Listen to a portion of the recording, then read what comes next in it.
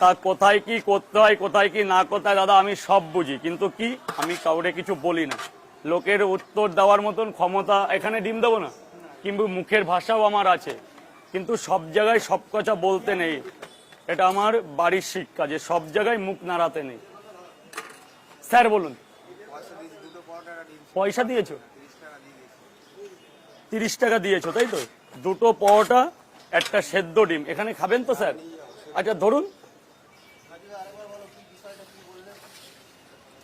বিষয়টা হলো এই বিজনেসটা আমি 14 বছর ধরে করছি, আজকে 2025 মিলে।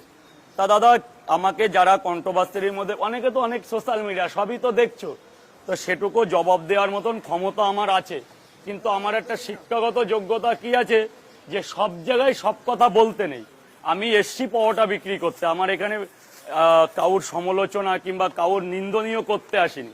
আমি দুটো কাস্টমারকে কি করে ভালোবাসা দেবো, তাদের কিভাবে ভালো করে খাওয়াবো, এটাই আমার প্রবচনা।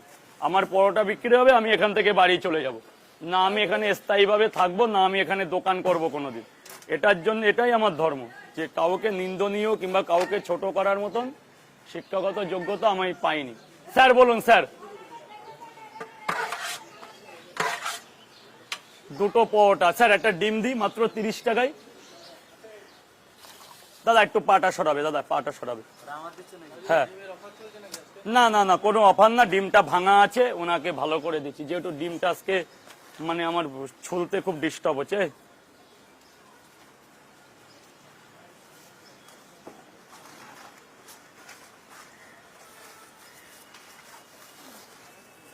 স্যার পেঁয়াজ হাফ দিয়ে দিয়েছি, 50টা টাকা দেবেন। 1 2 3 4 5 6 7 8 9 10, একটা বেশি আছে।